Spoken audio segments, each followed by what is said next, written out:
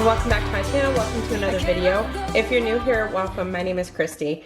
In today's video, I'm going to be sharing with you a very easy soup recipe, which I'm thinking may end up turning into a lunch meal prep for this week. So it's Sunday and I'm cooking dinner and we decided to have this soup. This soup I found in my Eating Well catalog and it looks so good. So this is called pasta and white bean soup. I am going to be doubling the portions in this, so just keep in mind as I'm going, it's going to double the portions. This says it makes 6 portions of 1 1/3 cups each, so I'm going to double it, and I don't know if we'll end up having 2 portions. Might have maybe 2 portions for dinner, but that way I'll have a little bit left over that I can possibly do some meal prep for the week.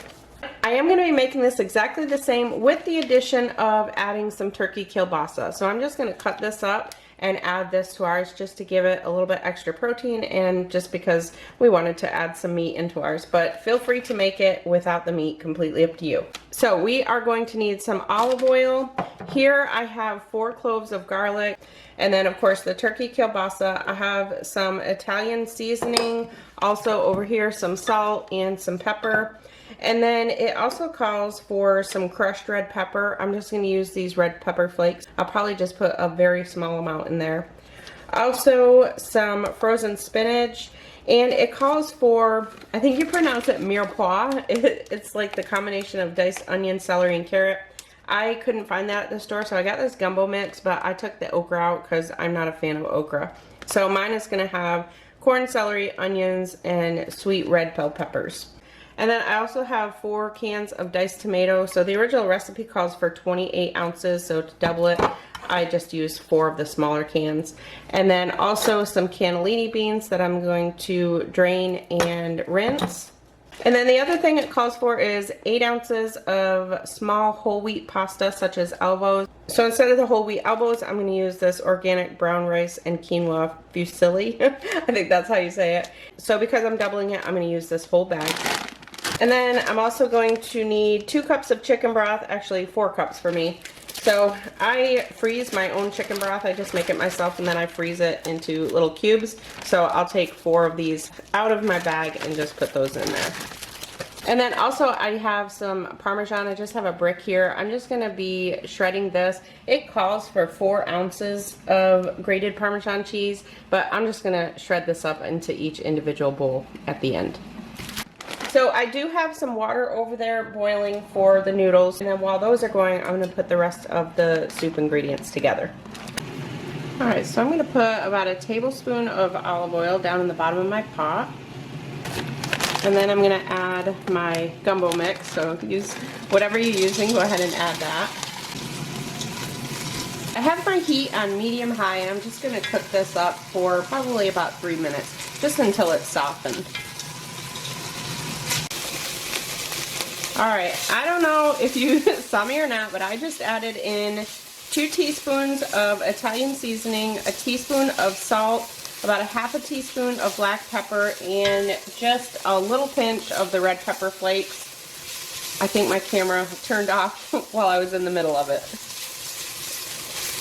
And then just stir that up for about a minute until it's fragrant.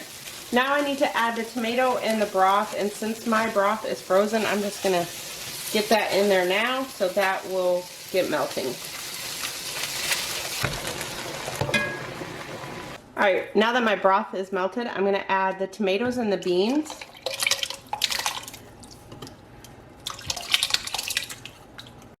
And then, like I said, I've rinsed and drained my beans. And now I've got my burner turned up to high, and I'm going to just bring this to a boil.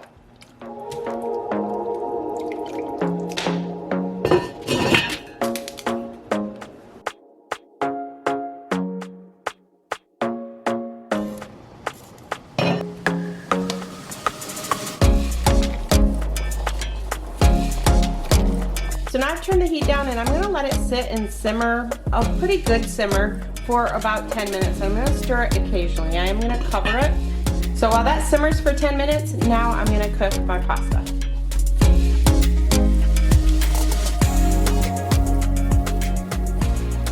Okay, so based on how much is in there And keeping in mind that I still have to put in the pasta, the spinach, and the turkey kielbasa, this is really going to make a lot. So I'm going to use these containers. These are my 1 compartment containers. I'll use these for our lunches this week. A lot of you have seen these. I love these. I'll link them down in the description box below.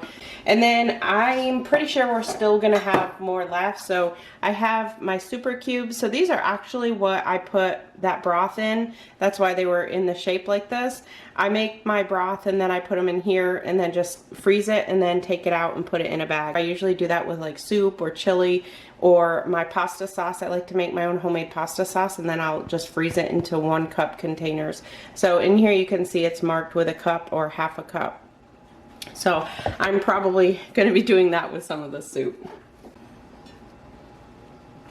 Okay, that's been going for about 10 minutes. So now I'm just going to give it a stir and I'm going to add in the spinach. So you just add in the frozen spinach and then stir that up until the spinach is kind of broke apart.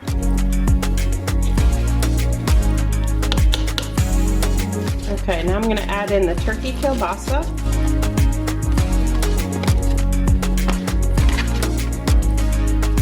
And honestly, this would be good just like this without even adding the pasta.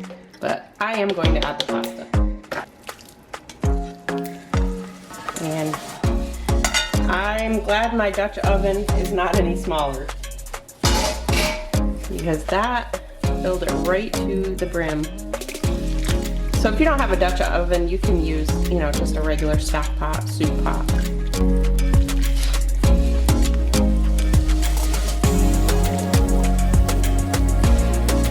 Oh my gosh, it smells delicious. My husband actually came in, the camera wasn't on at the time, but he came in when I was cooking it and he just said how good it smelled. So I'm just gonna cover it and let it just sit and simmer on low for a little bit, just since that spinach was frozen. That turkey kielbasa is fully cooked, so that's why I put it in that way. But if you wanted to brown it, you definitely could do that as well. So I'm gonna let this sit for a little bit and then I'll get it dished up and put a little bit of Parmesan and we'll give this a taste. So the serving size in that recipe says 1 1/3 cups, but since I added the turkey kielbasa, I did put about 2 cups in here. I just kind of took a ladle and scooped it out. So now I'm just going to add a little bit of fresh Parmesan.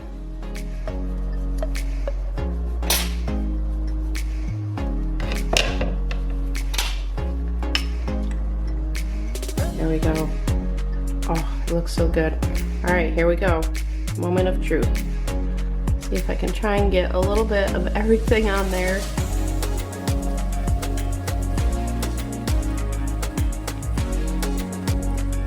Okay. I'm trying to swallow here.